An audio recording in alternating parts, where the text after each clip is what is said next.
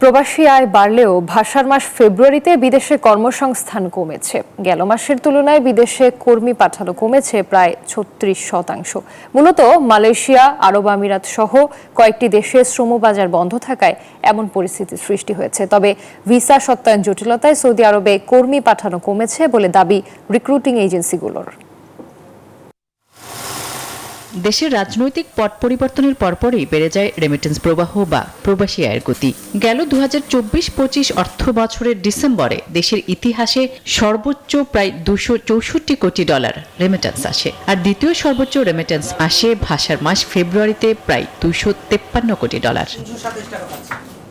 এই ঈদে জামা জুতো অ্যাক্সেসরিজের ডিসকাউন্ট।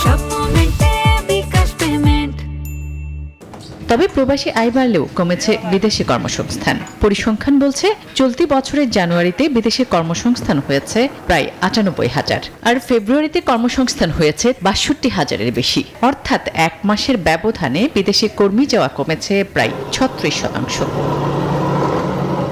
এজন্য বড় কয়েকটি দেশে শ্রমবাজার বন্ধ থাকাকেই দায়ী করছেন রিক্রুটিং এজেন্সির মালিকদের সংগঠন বায়রার সদস্যরা। যারা করেছেন তারা আবার করার চেষ্টা করছেন, তারা যেন করতে না পারে এর জন্য আমরা সাথে আলাপ করেছি যে আমরা সবাই মিলে মালয়েশিয়ার দরজা উন্মুক্ত করছে এবং সকলে মিলেই ব্যবসা করছে।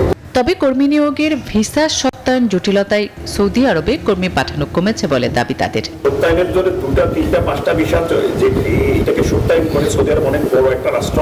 এই রাষ্ট্রের এই ছোট ছোট বিষয়গুলো সত্যায়ন করার কোনো সক্ষমতা কিন্তু এমবেসির নাই। সেই জায়গাটাতে আমরা মনে করি এইটা এমবেসির সক্ষমতা তৈরি হোক, যতদিন না হবে এটা কন্টিনিউ চলুক।